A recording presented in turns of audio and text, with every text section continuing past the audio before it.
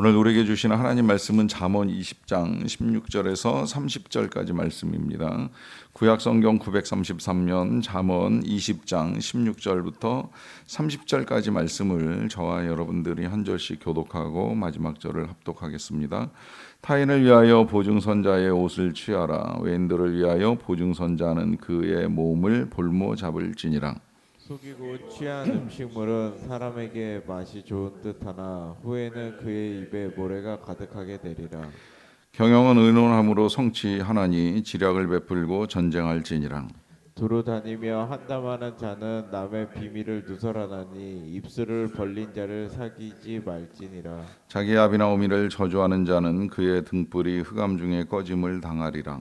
처음에 속히 잡은 산업은 마침내 복이 되지 아니하리라. 너는 악을 갚겠다 말하지 말고 여호와를 기다리라. 그가 너를 구원하시리라. 한결같지 않은 저울추는 여호와께서 미워하시는 것이요 속이는 저울은 좋지 못한 것이니라. 사람의 걸음은 여호와로 말미암나니 사람이 어찌 자기의 길을 알 수 있으랴. 함부로 이 물건은 거룩하다 하여 서원하고 그 후에 살피면 그것이 그 사람에게 덫이 되느니라. 지혜로운 왕은 악인들을 키질하며 타작하는 바퀴를 그들 위에 굴리느니라.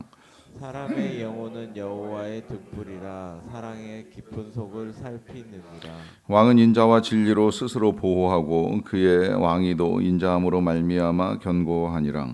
젊은 자의 영화는 그의 힘이요 늙은 자의 아름다움은 백발이니라. 같이 읽습니다. 상하게 때리는 것이 악을 없이 하나니 매는 사람 속에 깊이 들어가느니라. 아멘. 우리나라에서 이 대통령 선거뿐만이 아니라 이제 국회의원 내지는 뭐 지방 자치단체 일꾼들을 선거하고 난 후에는 이제 재판이 진행되는 경우를 종종 보게 됩니다. 재판이 진행되는 이 죄의 이유는 허위 사실 유포죄가 많은 것으로 보이는데요. 선거에 출마했던 후보, 뭐 그가 당선이 되었건 안 되었건 간에 이 후보가 이제 선거하는 과정에서 국민들을 거짓으로 선동하였기 때문이고 이제 그것을 막기 위해서 이 허위 사실에 대한 이제 범죄를 이제 심판하는 법도 만들어지고 또 재판이 진행되는 거 아닌가 하는 생각을 하게 됩니다. 이 재판 과정에서 문제가 되는 건 이제 거짓의 문제인데요. 이 거짓이라고 하는 것이 뭐 국가 안에서 이 출마자와 국민 사이에서만 이제 생겨나는 문제가 아니라 우리에게 있어서도 이제 이 거짓으로 인해서 피해를 당하는 사람들이 개인 간에도 얼마든지 있을 수 있기 때문입니다. 오늘 본문은 이 거짓이 얼마나 위험한가 하는 것에 대해서 17절에 이렇게 말씀을 합니다. 속이고 취한 음식물은 사람에게 맛이 좋은 듯하나 후에는 그의 입에 모래가 가득하게 되리라고 하십니다. 이렇게 말씀하시는 이유는 이 거짓이라고 하는 건 물론 듣는 사람도 피해를 당하게 되지만 이제 말하는 사람에게 있어서도 문제가 생긴다는 거예요. 그 문제는 처음에 거짓을 말할 때, 속일 때, 그때는 당장 이제 좋아 보이기는 합니다. 하지만 시간이 지나면 반드시 드러나게 되어 있고 또 그 드러난 것으로 말미암아 고통을 겪게 되는데 그 고통이 마치 맛있는 음식을 먹었다가 실상은 이제 모래를 씹는 것과 같은 이제 고통이라고까지 말씀하시면서 이 거짓이 얼마나 이제 치명적인 결과를 가져오는가 하는 사실을 경고합니다. 문제는 우리가 살아가는 세상에서 모든 거짓이 다 드러나지는 않는다고 하는 것이죠. 뭐 사람이 사람을 속이는 일, 사실 우리가 속담에서도 이 10길 물속은 알아도 한 길 사람 속은 모른다는 속담이 있을 정도로 사람 속에 감추어진 비밀을 이제 우리가 알게 된다라고 하는 거 절대 이제 쉬운 일 아니고요. 또 안다고 할지라도 그걸 밝히고 심판하는 것까지 이르는 건 이제 더더욱 이제 어려운 일이 될 수 있는데 이러한 일이 이제 개인 간에서 일어나게 되면 개인은 이제 큰 심적, 물적 타격을 받는 일이 있어요. 그게 이제 거짓말로 사기를 쳐서 피해를 입게 되면 그 피해에 대한 이제 고통은 이루 말할 수가 없거든요. 실제로 우리 교회도 제가 신방을 하다 보면 이제 사기를 당해서 이제 이 책임을 져야 되는 이제 문제 앞에 놓인 이 교인이 하루에 이중직을 하면서 그 빚을 갚기 위해서 이제 애를 쓰는 모습을 보면서 되게 안타깝더라고요. 가해자는 갚을 생각이 있는지 없는지 모르지만 어찌되었건 이제 중간에서 이 거짓된 것들로 말미암아 피해를 입고 이제 그것을 해결하는 이제 어려움에 처하게 된 것입니다. 이런 불의함 내지는 이제 이런 부정함이 일어날 때에 이제 이걸 우리가 어떻게 풀어가야 할 것이냐라고 하는 이제 질문을 가지고 오늘 본문을 보시게 되면 제일 먼저 이제 하시는 말씀이 22절인데요. 너는 악을 갚겠다 말하지 말고 여호와를 기다리라 그가 너를 구원하시리라라고 하는 말씀을 하십니다. 뭐 이런 일 겪으면 이제 제일 먼저 우리 마음속에 드는 생각, 이거 내가 풀겠다, 내가 해결하겠다라고 하면서 이제 악을 갚겠다고 하는 말 자체를 사용하지 않겠지만 우리 스스로 심판을 하고 싶어하는 이제 마음이 들 때도 있다고 생각을 합니다. 그럴 때에 그런 말도 하지 말고 오히려 이제 하나님을 기다리라 하시는데, 이 하나님을 기다리라라고 하시는 이 말씀은 결국 하나님께서 하실 때까지 인내해야 하는 것이 필요하다는 것입니다. 그렇게 해야 되는 이유를 말씀하시는데 그것은 하나님께서 너를 구원하시기 때문이다라고 하는 것이지요. 이때 구원하신다라고 하는 이 구원은 이제 이 피해자가 겪게 되는 이 불의하고 부정한 상황 속에서 이루어 가시는 하나님의 선하심뿐만이 아닙니다. 물론 그것도 포함이 됩니다만은, 그러나 이제 이 심판하려고 악을 갚겠다고 하지 말라는 이 말씀을 하시는 이유 중에는 이런 상황 속에서 이제 우리 모두가 다 이 하나님 노릇을 할 가능성이 굉장히 크거든요. 우리 안에는 하나님이 주신 정의감이 있기 때문에 불의나 부정을 보면 그거를 해결하기 위해서 이제 말하거나 어찌되었건 이제 나설 수밖에 없는 이제 그런 상황에 놓이게 되는데, 그러는 상황 속에서 저 역시도 늘 조심해야 되는 것은 내가 이런 일들을 말하고 진행을 하는 과정 중에 행여라도 하나님 노릇을 하고 있는 건 아닌가? 이것이 정말 내 눈에 거슬린다고 하나님께도 거슬리는가? 아니 또 한편으로 하나님은 용서하셨는데 나는 용서하지 않고 내가 정의를 실현하겠다라고 하는 이런 태도들이 하나님 노릇은 아닌가라고 하는 생각을 하게 되는 것이죠. 그러하기 때문에 이제 이런 문제에 있어서 사도 바울도 같은 맥락에서 우리에게 당부하시기를 선으로 악을 갚으라, 선으로 악을 이기라, 이제 이런 말씀을 하셨던 것을 볼 수가 있겠고요. 그런 말씀을 하시는 것은 그냥 단순히 선의만을 쫓아서 말씀하시는 것이 아니라 우리가 믿는 바 예수 그리스도께서 바로 그와 같은 일을 이루셨기 때문입니다. 늘 말씀드리지만 불의하기로 따지면 우리 예수님이 겪으신 재판만큼 불의한 재판은 없습니다. 하루아침에 재판이 다 진행이 되고 뭐 재심하고 항고심할 그럴 겨를도 없이 재판이 진행되고 선고가 나고 또 심지어 이제 형벌까지 받게 되는데, 문제는 죄가 없는 거예요. 재판관이었던 빌라도도 헤롯도 그 누구도 예수님에게 있어서 죄를 찾을 수가 없었습니다. 오히려 죄를 고발하는 그 모든 내용들이 다 거짓이었고 잘못된 것들 뿐이었어요. 그럼에도 불구하고 그 불의한 재판과 처형을 당하실 때 우리 예수님이 보여주신 태도는 하나님을 기다리시는 것 뿐이었어요. 아무런 변론도 변명도 없이 그저 그들이 행하는 모든 불의한 일들을 받아들이십니다. 문제는 그렇게 재판이 끝난 것처럼 보였지만 또 처벌도 끝난 것처럼 보였지만 우리 예수 그리스도는 부활, 완전한 부활을 통하여서 하나님이 살아계시고 하나님이 정의를 실현하시고 하나님이 심판하신다라고 하는 것을 분명하게 드러내신 거예요. 우리는 그와 같은 부활을 통해서 우리의 구원을 이루신 예수 그리스도와 또 세상의 정의와 공의를 실현하신 하나님을 믿는 믿음을 가지고 있기 때문에 우리의 모든 왕노릇을 내려놓고 하나님께 맡기는 이 믿음을 가지고 나아갈 수 있다는 사실입니다. 이 거짓의 문제를 우리에게 좀 더 이제 부연하기 위해서 23절은 이렇게도 말씀을 하시는데요. 한결같지 않은 저울추는 여호와께서 미워하시는 것이요 속이는 저울은 좋지 못한 것이니라 합니다. 이 한결같지 않은 저울추라고 하는 것이 아마 이제 상거래상에서 발생하는 일이 아닐까 생각을 합니다.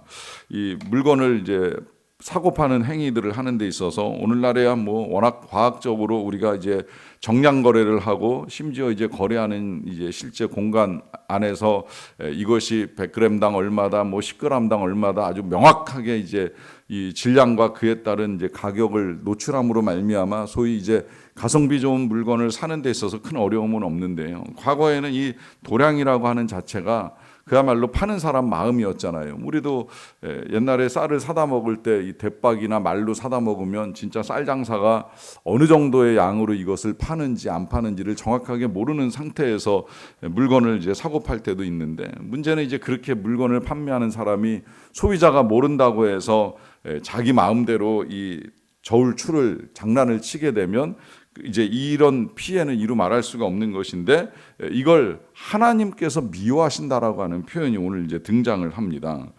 그러니까 하나님이 모르시지 않는다는 거예요. 또 이 말은 사람은 속일 수는 있지만 하나님을 속일 수는 없다라고 하는 사실을 이제 분명하게 말씀하시는 거죠. 그러니까 하나님은 다 알고 계십니다. 사람은 변덕을 부리기도 하고 거짓을 행하기도 하지만 하나님이 어찌 그 속을 모르시겠느냐라고 하는 거예요.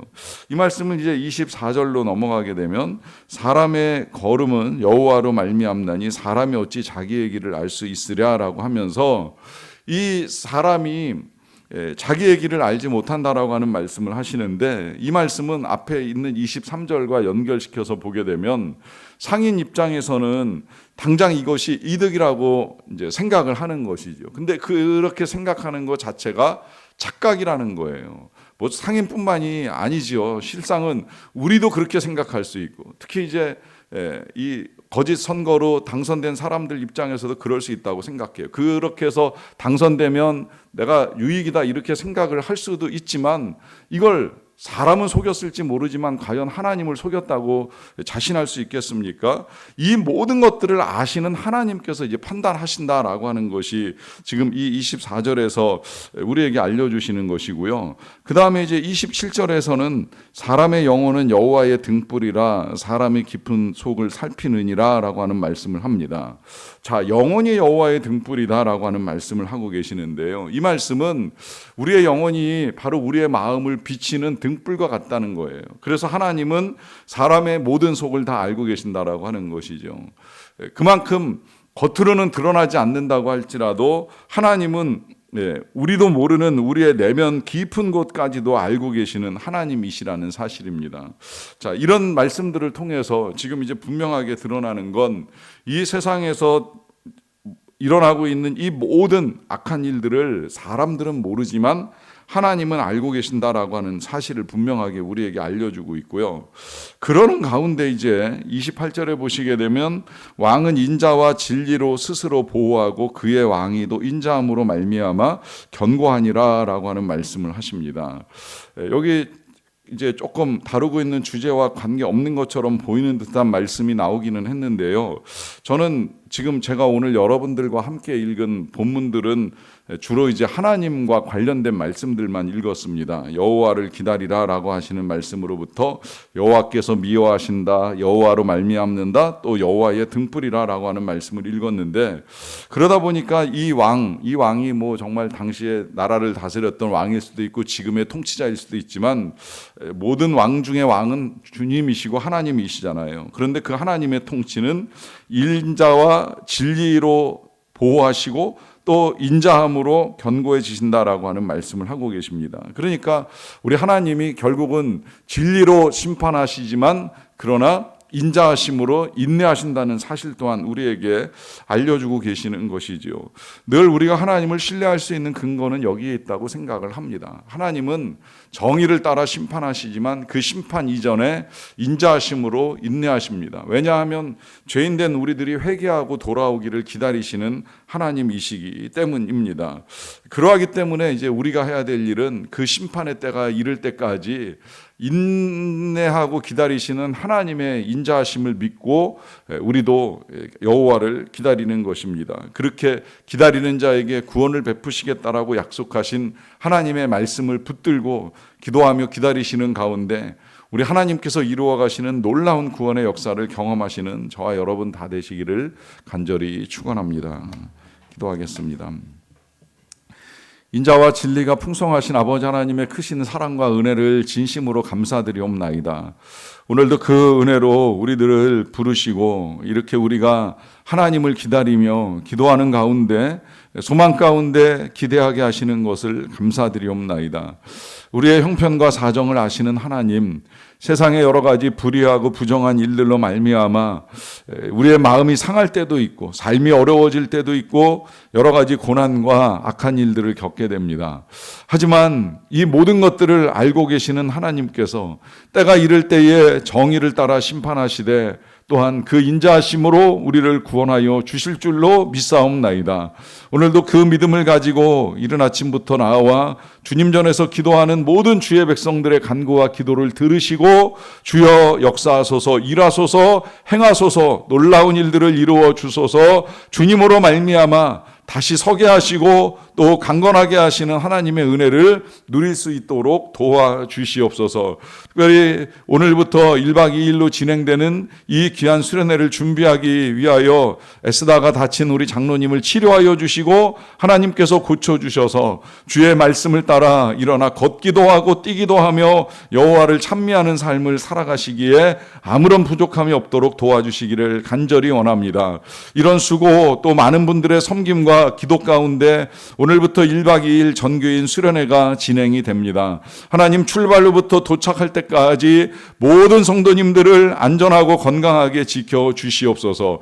은혜 가운데 귀한 수련회가 되기를 원합니다. 시간마다 충만하게 하시는 하나님의 기쁨과 은혜를 누리는 시간이 되게 하여 주시옵소서. 특별히 말씀을 전하시는 조영민 목사님과 함께 하여 주시어서 귀한 말씀을 통해 모든 성도들이 은혜 받고 변화되고 성령으로 충만하여지고 또 뜨거운 가슴으로 성령의 충만함을 위하여 기도하는 귀한 시간이 되게 하여 주시옵소서. 그 외에도 많은 교제의 시간에 우리 중에 소외되는 사람이 없게 도와주시고 모두가 다 행복한 시간이 되기를 원합니다. 시작부터 마칠 때까지 부어주시는 하나님의 놀라운 은혜를 경험하며 나아가는 귀한 수련회가 될 수 있도록 하나님 함께하여 주시옵소서. 함께하지 못하는 성도들의 여러 사정과 형편도 헤아리시고 동일한 은혜 내려주시기를 원합니다. 어디에 있든지 주님과 동행할 수 있도록 도와주시고 그래서 성령 충만한 가운데 살아가는 주의 백성들이 다 되게 하여 주시옵소서. 하나님, 오늘은 현충일입니다.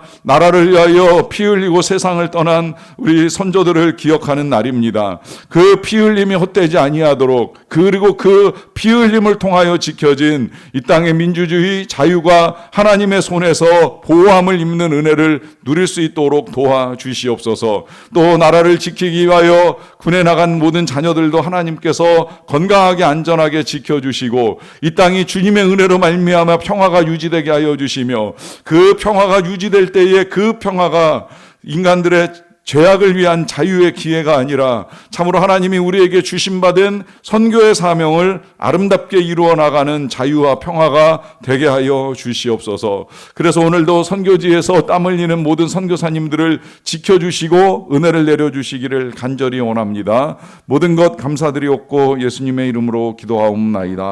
아멘.